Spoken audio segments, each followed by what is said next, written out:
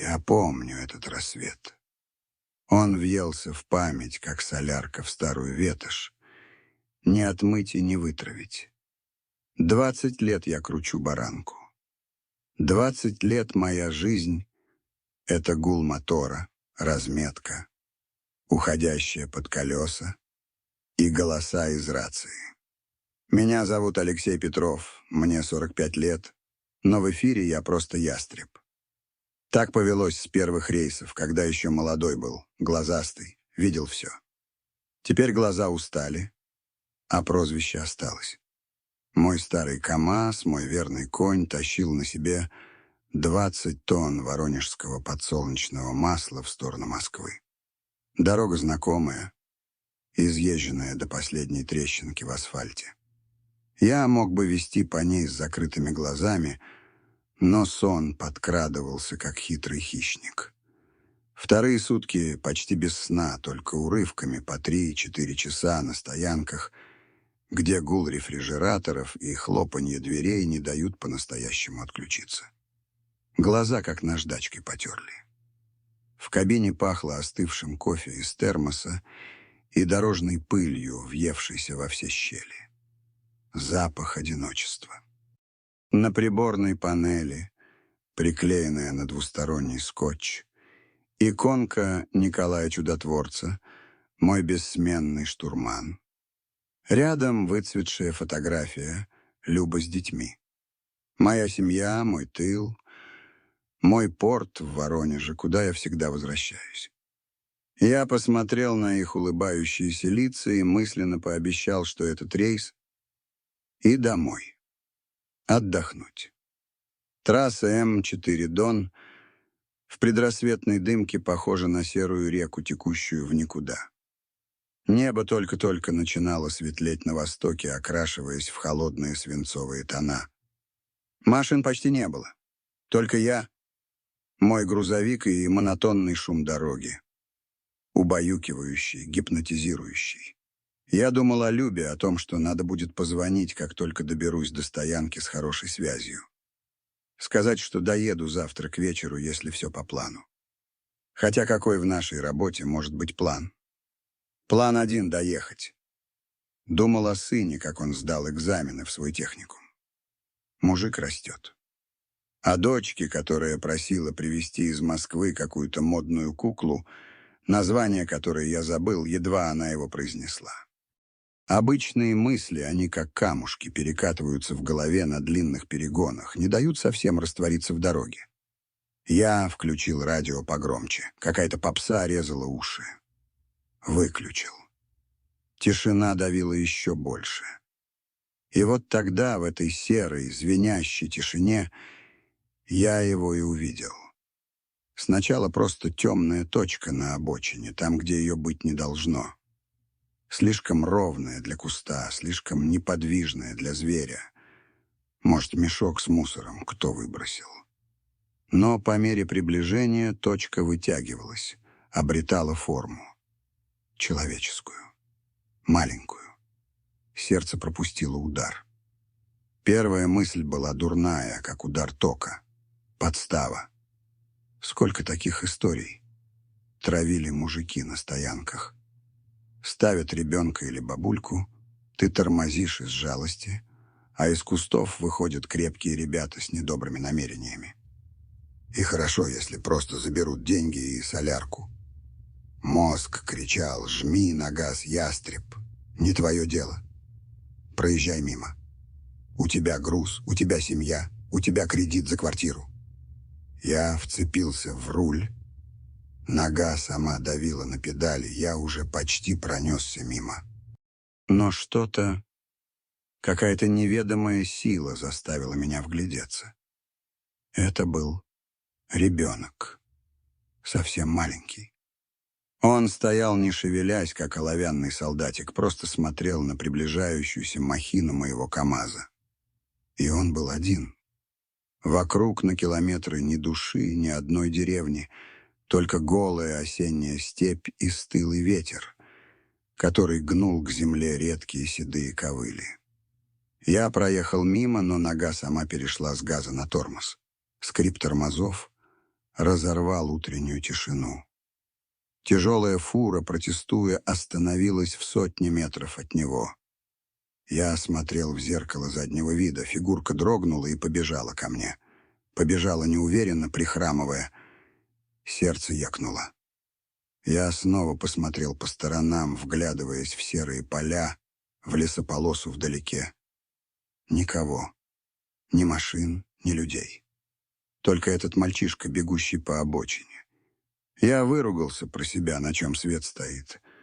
На свою мягкотелость, на этого пацана, на весь этот проклятый мир. Но я уже знал, что не уеду. Что-то в этой маленькой, отчаянно бегущей фигурке сломало мою дальнобойную броню, которую я наращивал 20 лет. Он добежал до кабины и замер, тяжело дыша. Облачка пара вырывались из его рта. Я опустил стекло. В кабину ворвался холодный влажный воздух, пахнущий прелой травой и тревогой. Передо мной стоял мальчик лет 9, может, 10. Худой, как воробушек, в старой, слишком большой для него курточке и потертых джинсах. А на ногах, Господи, на ногах у него были только грязные носки. В дырках. И все. Босой. Ноги посинели от холода, лицо серое, от пыли и усталости, но глаза... Таких глаз я не видел никогда. Взрослые, серьезные, полные такой тоски, что у меня самого внутри все сжалось. Это был взгляд человека, который видел то, чего не должен был видеть никто, а тем более ребенок. «Куда путь держишь, малец?» — спросил я, стараясь, чтобы голос звучал по-мужски, строго, как я разговаривал с гаишниками. «В Москву», — ответил он тихо, но твердо. «К отцу. Он меня ждет». Голос у него дрожал то ли от холода, то ли от страха. Я окинул его взглядом еще раз. «Где родители? Почему один?» Он молчал, только смотрел на меня своими недетскими глазами, не моргая. Какая-то безнадега была в этом взгляде и в то же время упрямство. Он будет стоять тут до последнего. До Москвы пешком пойдет, в одних носках. И я понял, что если я сейчас уеду, я себе этого никогда не прощу. Образ этого босого мальчишки будет преследовать меня на каждой стоянке, на каждом перегоне. «Ладно, садись», — сказал я, открывая дверь. «Только быстро. Нечего тут мерзнуть». Он как-то неловко, по обезьянье, вскарабкался в высокую кабину. Его маленькое тело провалилось в огромное пассажирское сиденье. Он сжался в комок, боясь дотронуться до чего-нибудь, и положил свои маленькие грязные руки на колени. Я захлопнул дверь, и мир снова сузился до размеров моей кабины. Включил печку на полную. Теплый воздух начал потихоньку отгонять утренний холод. Мальчишка сидел тихо, глядя перед собой. Я тронулся.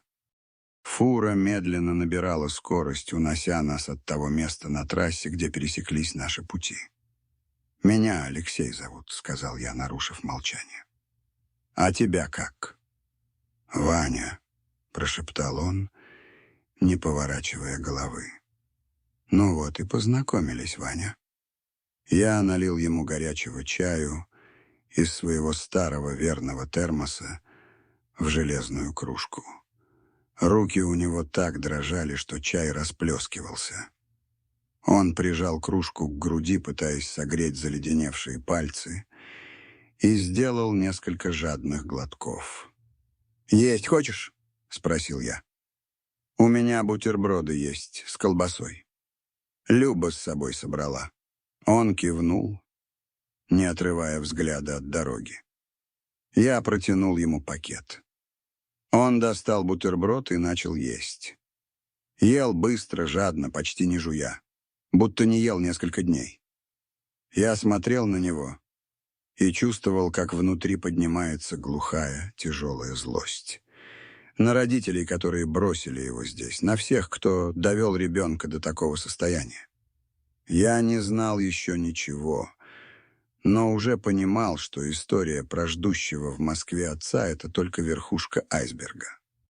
Под ней, в темной холодной воде, скрывалось что-то страшное. Дорога тянулась в серое ничто, и я знал, что этот рейс в Москву уже не будет обычным. Этот рейс уже вел меня совсем в другую сторону. Мы ехали молча. Ваня доел бутерброд, потом второй и запил все чаем. Я видел, как тепло постепенно разливается по его телу, как уходит синюшность с губ.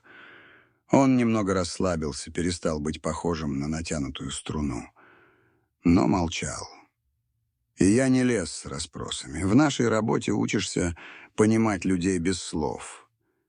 Иногда молчание говорит больше, чем самый длинный рассказ. Я просто вел машину, слушал ровный гул мотора, а краем глаза наблюдал за своим маленьким пассажиром. Он смотрел в окно на пролетающие мимо поля, деревья, редкие машины. Что он видел там? Прошлое или будущее? Только через час, когда солнце уже поднялось над горизонтом и залило кабину бледным осенним светом, он заговорил сам. «А у вас тоже КамАЗ?» — спросил он тихо. Я удивленно на него посмотрел. «В смысле тоже?» — не понял я. «У папы был такой же. Красный», — сказал он. И впервые за все время я увидел в его глазах что-то похожее на детский интерес. Он мне даже покататься давал, когда я совсем маленький был. «Так твой отец тоже дальнобойщик?» — спросил я. И в душе затеплилась надежда. Если дальнобойщик, то найти его будет проще. Мир тесен. «Был», — поправил он меня. «Давно». Потом он уехал в Москву. На стройку. Сказал, там денег больше. «Понятно», — протянул я. «И когда ты его видел в последний раз?» Он надолго замолчал, снова уставившись в окно. Я уже подумал, что он не ответит. «Давно, наконец», — сказал он. «Мне года 3 было. Я его почти не помню. Только фотография осталась. Старая». «Значит, он тебя не ждет, Ваня», — сказал я мягко, но прямо. «Ты сам к нему едешь». Он не ответил, только сильнее сжал в руках пустую железную кружку. И я понял, что попал в точку. Никто его не ждет. Он бежит. Но от чего? Мы ехали еще час или 2. Ваня задремал, прислонившись головой к холодному стеклу. Он спал беспокойно. Вздрагивал, что-то бормотал во сне. Я убавил звук радио и смотрел на его измученное лицо. Такой маленький, а уже столько пережил. Что же должно было случиться, чтобы ребенок в одних носках оказался на трассе за сотни километров от дома? По дороге в Ростовской области его разбудил мой телефонный звонок. Звонила Люба. Я ответил, стараясь говорить бодро. «Привет, родная». «Да, все в порядке. Подъезжаю к Воронежской области». «Нет. Не голодный, поел на стоянке. Как вы там?»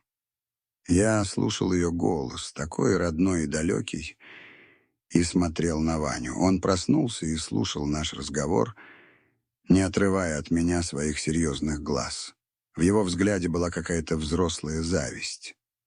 Он слушал, как я говорю с женой о детях, о бытовых мелочах, о той самой кукле для дочки. Он слушал о мире, которого у него, видимо, больше не было. Я закончил разговор и положил телефон. «Это жена», — сказал я Ване, не зная, зачем я это делаю. «И дети. Сын у меня взрослый почти, а дочке 7 лет». Он кивнул.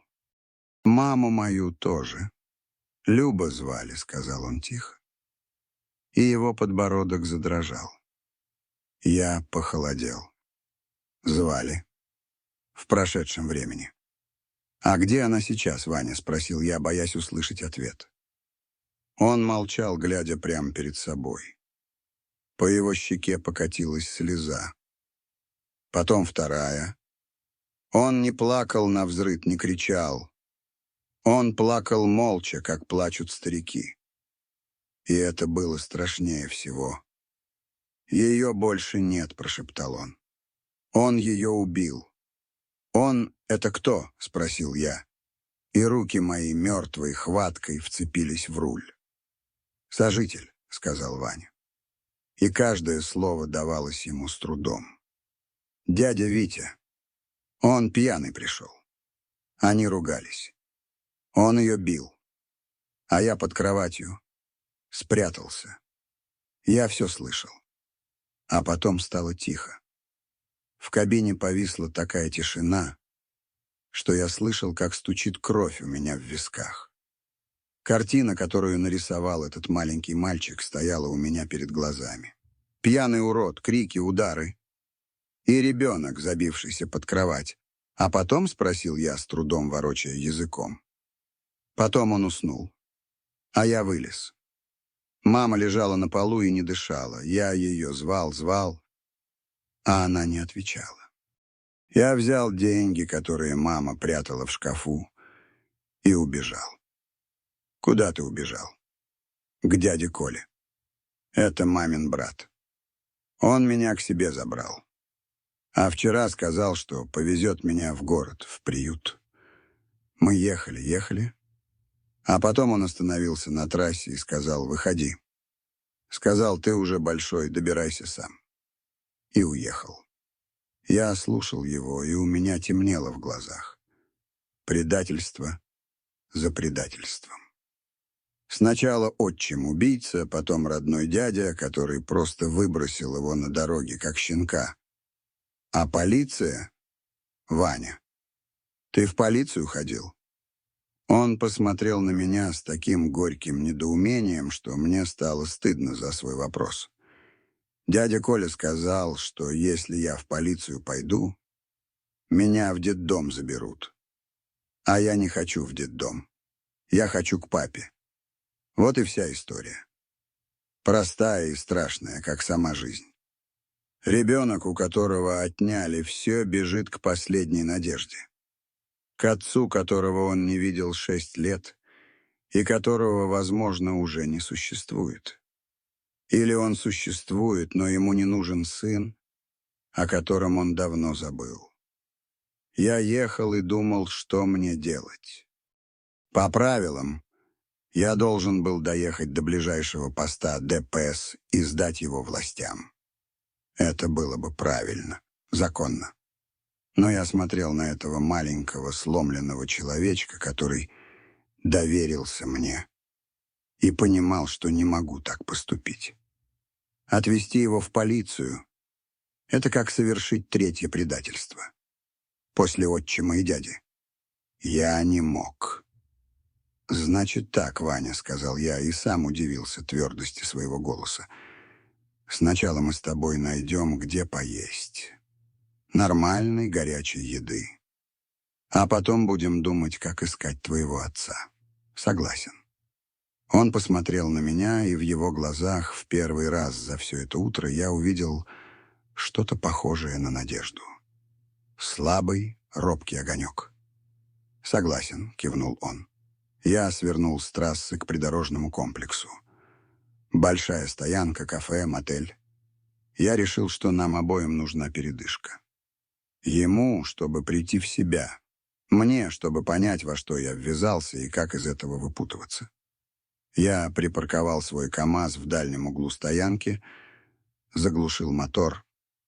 «Пойдем, воробушек», — сказал я ему, — «пора подкрепиться». И когда мы шли к кафе, он инстинктивно взял меня за руку. Его маленькая холодная ладошка в моей большой мозолистой руке. И в этот момент я понял, что уже не смогу его бросить. Что его дорога стала моей дорогой. И куда она нас приведет, не знал даже Николай Чудотворец, смотрящий на меня с приборной панели. В кафе пахло кислыми щами и дешевым табаком. За столиками сидели редкие посетители, угрюмые мужики, такие же, как я, вечные странники. Ваня с опаской озирался по сторонам, крепче сжимая мою руку. Я выбрал столик в углу подальше от всех. Женщина за стойкой с уставшим лицом и нарисованными бровями равнодушно приняла заказ. Борщ, пюре с котлетой и компот для пацана. Себе я взял то же самое. Когда принесли еду, Ваня набросился на нее с той же жадностью, что и на бутерброды в кабине. Я смотрел, как он ест, и сердце сжималось от жалости. Я попытался представить его жизнь.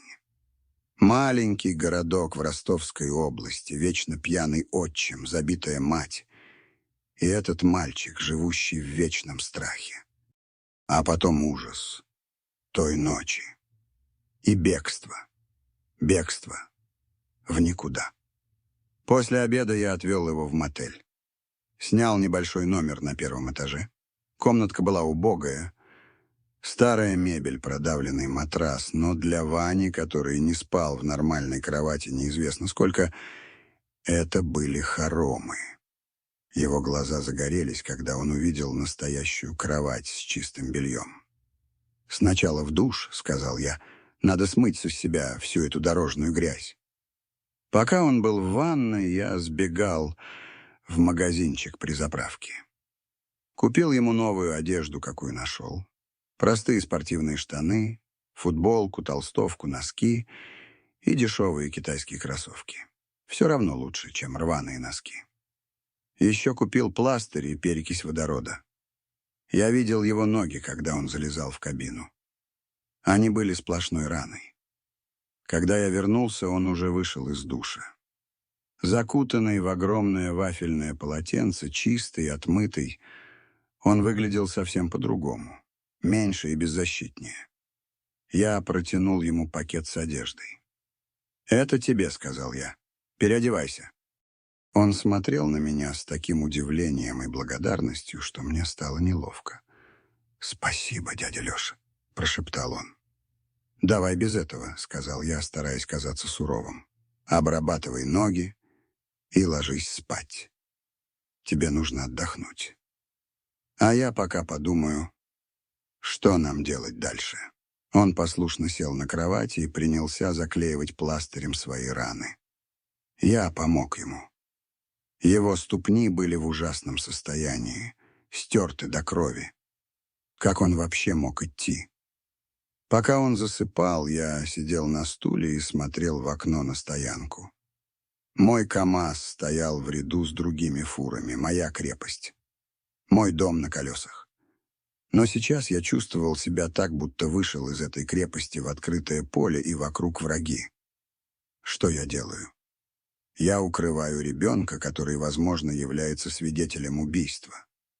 Я везу его в неизвестность, на поиски отца, который может оказаться таким же подонком, как его отчим или дядя. Я рисковал всем. Своей работой, своей свободой, своим спокойствием. Ради чего?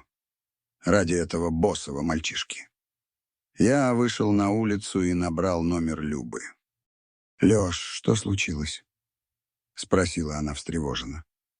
«Ты почему не в дороге?» «Я задержусь, Люб», — сказал я. «На пару дней. Что-то с машиной». «Нет, с машиной все в порядке. С миром не в порядке». И я рассказал ей все про Ваню, про его мать, про дядю, про побег. Я говорил, а она молчала. Я знал, что она поймет. Она всегда меня понимала. «Господи, Леша», — сказала она наконец, и в ее голосе были слезы. «Бедный мальчик». «Что мне делать, Люб?» — спросил я, хотя уже знал ответ. «Делай то, что должен, родной», — ответила она без колебаний. «Ты не можешь его бросить. Только будь осторожен, прошу тебя». Ее слова были как бальзам на душу. Я знал, что она поддержит. Она моя тихая гавань. Вернувшись в номер, я увидел, что Ваня спит. Он свернулся калачиком, подложив руку под щеку, и во сне казался обычным мальчишкой. Не было в нем той взрослой тоски, которая так пугала меня. Просто спящий ребенок. Я сел за стол и достал блокнот. Нужно было составить план. Первое — найти отца.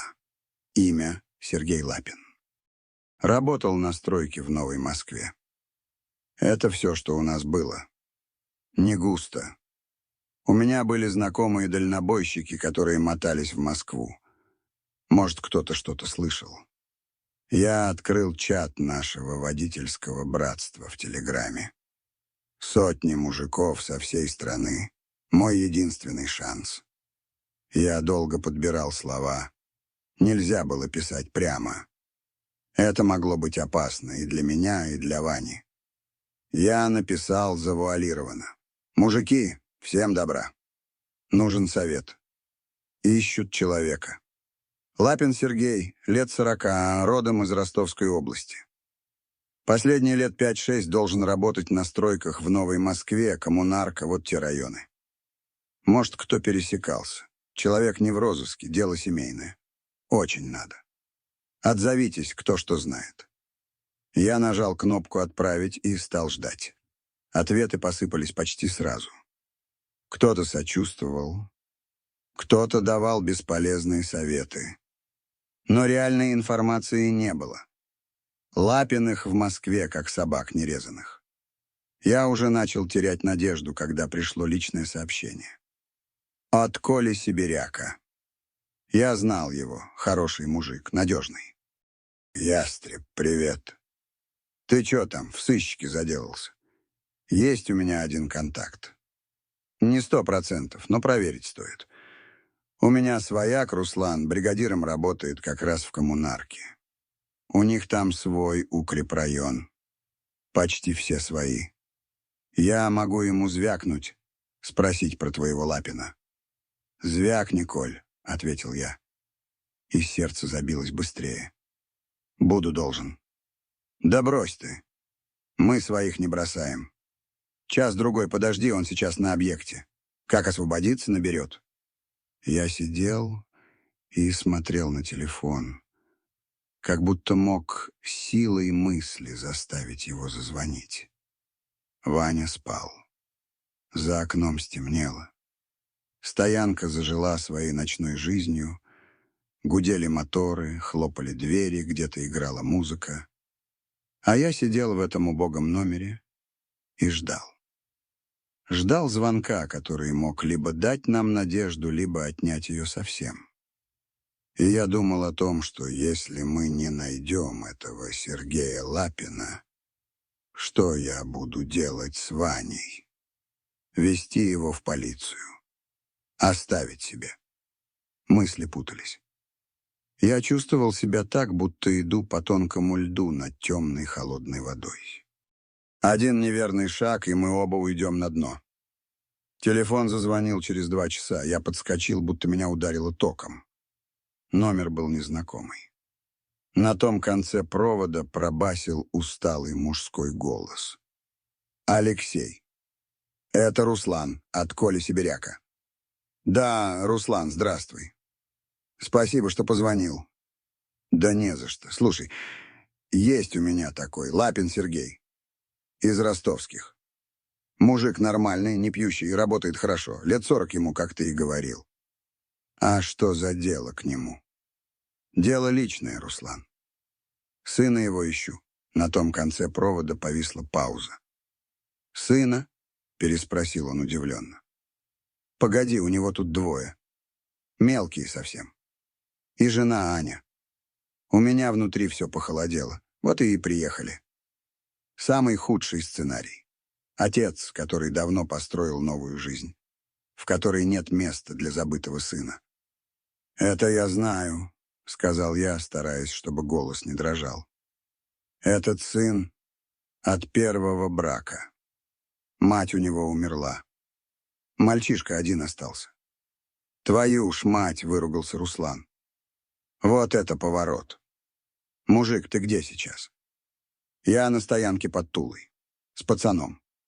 «Понятно. Слушай, Леш, Я не знаю, что там у Сергея с прошлой жизнью, он про это не распространяется. Но мужик он правильный. Может, он и не в курсе ничего. Ты с ним поговорить хочешь? «Хочу», — сказал я твердо. «Только как? Не могу же я к нему на стройку с пацаном приехать. И ему говорить пока ничего не надо. Не хочу шокировать его по телефону». «Это верно», — согласился Руслан. «Давай так сделаем. Я ему скажу, что есть халтура. Левая, наличкой. Он мужик хваткий, на деньги падкий, семью тянет. Скажу, что надо встретиться с заказчиком, обсудить детали. Где-нибудь на нейтральной территории. Кафешка какая-нибудь». «Отличный план», — сказал я с облегчением. «А где?» «Есть тут у нас на Калужке строительный рынок. Рядом с ним кафешка «Чайхана №1. Там все наши тусуются. Давай завтра к обеду. Часа в 2. Он как раз с объекта сможет вырваться». «Договорились, Руслан. Спасибо тебе, друг». «Не знаю, как и благодарить».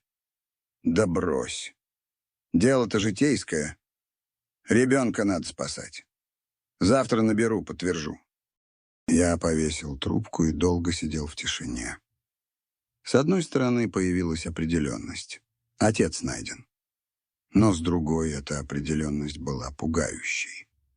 Новая семья. Дети. Как он отреагирует на внезапно воскресшего из прошлого сына?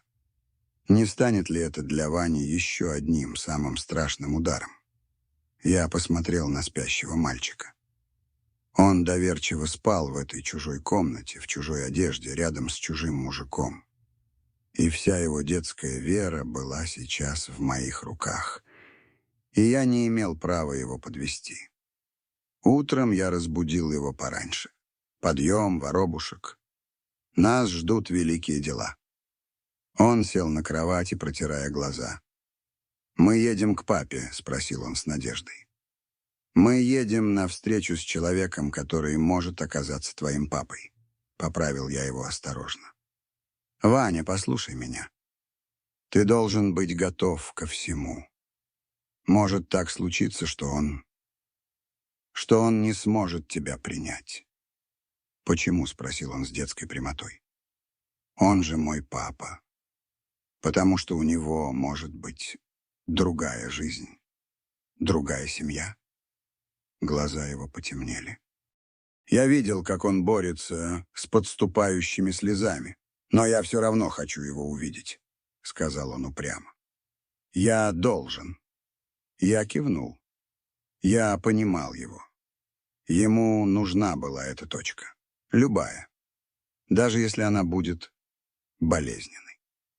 Перед выездом я снова зашел в магазин, купил Ване в дорогу сок, печенье и увидел на витрине маленький игрушечный КамАЗ. Точь-в-точь, как мой. Только крошечный. Я, не задумываясь, купил его. Когда я протянул его Ване, он посмотрел на меня, потом на игрушку, и впервые за все это время я увидел на его лице настоящую, светлую детскую улыбку. Он прижал этот КамАЗ к груди, как самое большое сокровище. Дорога до Москвы была нервной. Я постоянно думал о предстоящей встрече. Прокручивал в голове разные сценарии. Ваня большую часть пути молчал, играя со своим КамАЗом. Он разговаривал с ним, катал его по сиденью, воссоздавая свой собственный мир, в котором, наверное, все было правильно и справедливо.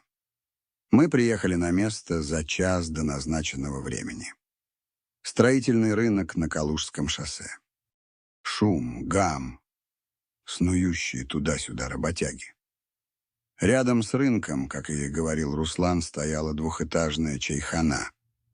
Я припарковал фуру на стоянке и повернулся к Ване. «Ну что, солдат?» «Готов». Он кивнул, не выпуская из рук свою игрушку.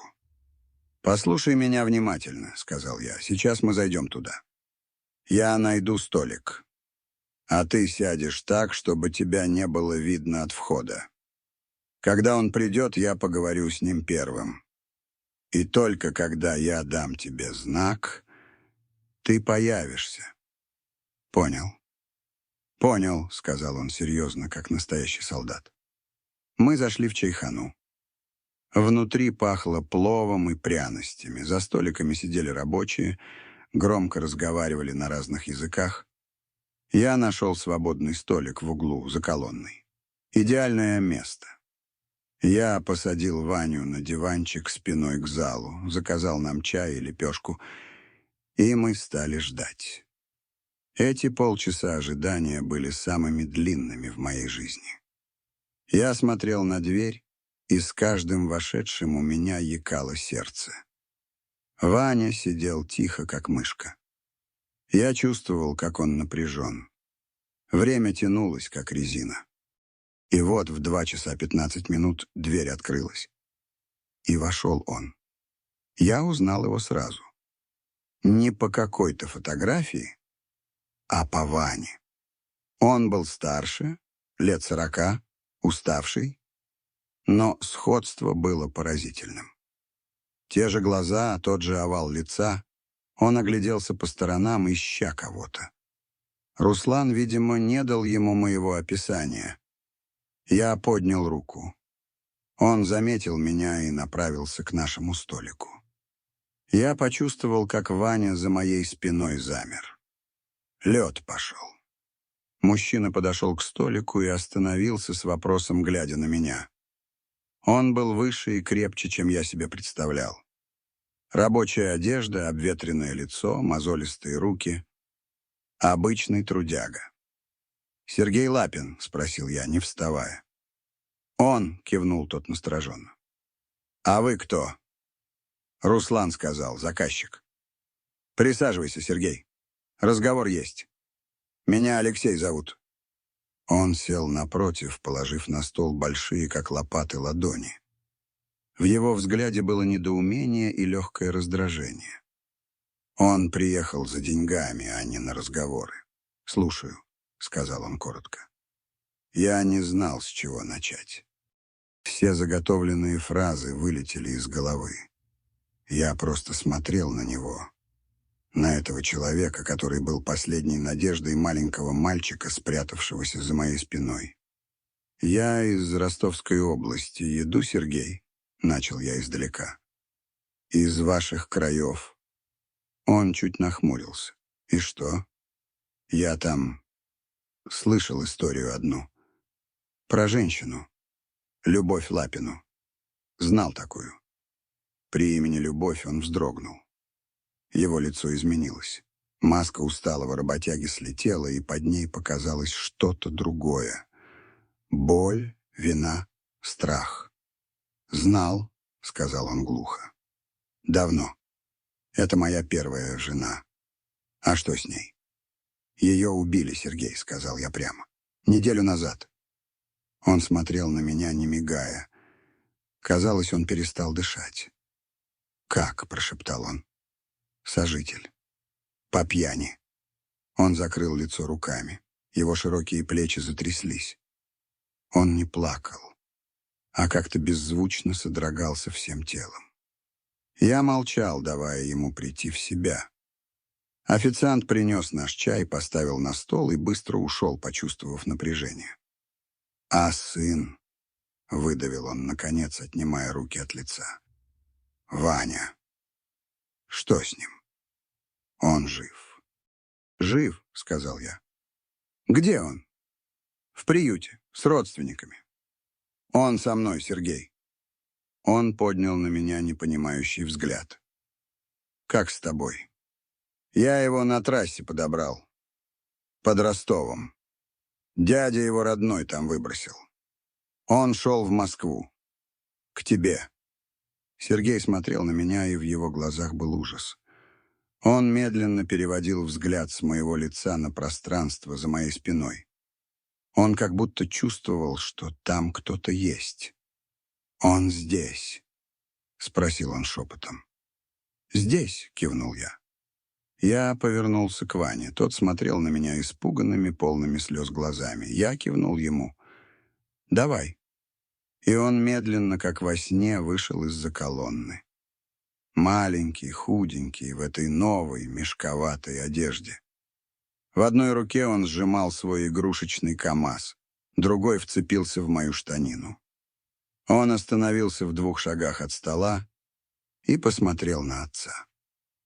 Сергей смотрел на него, как на призрака. Он открывал и закрывал рот, но не мог произнести ни звука. «Папа!» — прошептал Ваня, и этот шепот прозвучал в шумной чайхане, как крик. И тогда Сергея прорвало.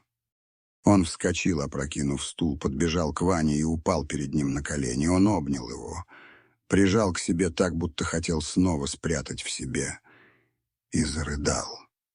Громко, страшно, как плачут мужчины, когда ломается что-то внутри. «Сынок, Ванечка, прости меня, прости». Ваня сначала замер от неожиданности, а потом его маленькие ручки обняли широкую отцовскую шею. И он тоже заплакал. Тихо, но так горько, как он не плакал даже тогда, в кабине. Это были слезы облегчения. Он дошел. Он нашел.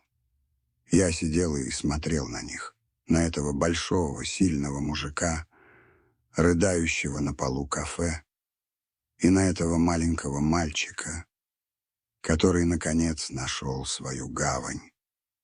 И я чувствовал, что я здесь лишний. Это был их момент. Их трагедия и их встреча. Я встал, положил на стол деньги за чай и тихо пошел к выходу. На улице я глубоко вдохнул холодный осенний воздух. Он пах бензином, пылью и почему-то свободой. Я сделал свою работу. Я довез груз. Самый важный груз в моей жизни. Я шел к своему КамАЗу, и у меня у самого слезы текли по щекам. Но это были хорошие слезы. Я сел в кабину, завел мотор. Пора было домой. К Любе, к детям. Мой рейс был окончен.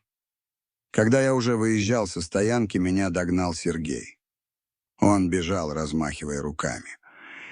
Я остановился. Он подбежал к кабине. Лицо у него было опухшее от слез, но счастливое. «Постой!» — крикнул он. «Алексей, спасибо тебе. Я не знаю, как тебя благодарить. Всю жизнь молиться за тебя буду». «Да брось ты», — сказал я, смутившись. «Нет, не брошу.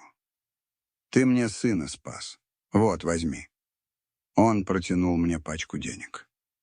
Там была приличная сумма, видимо, все, что у него было. «Убери», — сказал я строго, — «не возьму». «Но как же я...» «Лучше сыну что-нибудь купи. И береги его. Он у тебя хороший. Золотой парень». «Я буду, клянусь», — сказал он. Он протянул мне руку. Я пожал ее. «Как мне тебя найти, если что?» — спросил он. «В рации крикни ястреба. Найдут», — усмехнулся я. «Счастливой дороги, Сергей». «И тебе, Алексей. И тебе». Я включил передачу и медленно тронулся. В зеркале заднего вида я видел, как он стоит посреди стоянки и смотрит мне вслед. А рядом с ним стоит маленький мальчик и машет мне рукой. Я посигналил им на прощание. Длинный протяжный гудок моего старого КамАЗа. И поехал домой. Впереди была долгая дорога, но я знал, что теперь она будет легче. Намного легче. Потому что где-то там, в огромном чужом городе, один маленький воробушек наконец-то нашел свое гнездо. А обратная дорога домой всегда короче. Это закон дальнобоя. Но этот путь до Воронежа показался мне особенно коротким.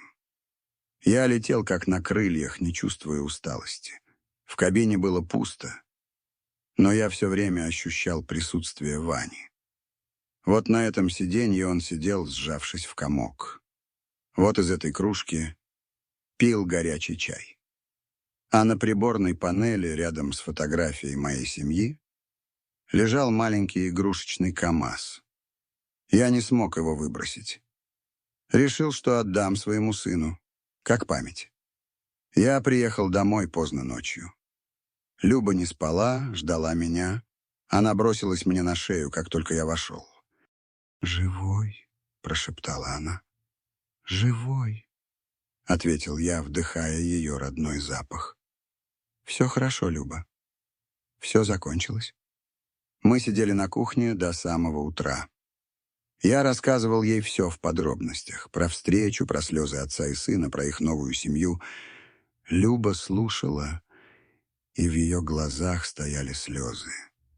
«Ты все правильно сделал, Леша», — сказала она. «Я горжусь тобой». Следующие несколько дней я отсыпался, приходил в себя, возился с детьми. Жизнь входила в свою обычную колею. Рейсы, дом, семья. Но я часто думал о Ване. Как он там? Смог ли ужиться в новой семье? Приняла ли его та женщина, Аня? Как отреагировали на него сводные братья? Вопросов было много, а ответов не было. Я не решался звонить Сергею, не хотел лезть в их жизнь. Я сделал свое дело, а дальше была их история. Прошло около месяца. Я был в очередном рейсе где-то под Казанью. Рация ожила, и чей-то голос вызвал ястреба. Я ответил. «Ястреб, тут тебя какой-то мужик ищет. Не из наших. Говорит, дело важное. Соединить». «Соединяй», — сказал я, удивившись. В динамике раздался знакомый голос. «Алексей. Это Сергей. Лапин». «Узнал». «Узнал, Сергей», — ответил я, и сердце забилось чаще. «Как вы там?» «Как Ваня?» «Все хорошо, Леша. Все просто отлично. Я тебе звоню, чтобы еще раз спасибо сказать. И рассказать, как мы. Ваня в школу пошел. В 3 класс.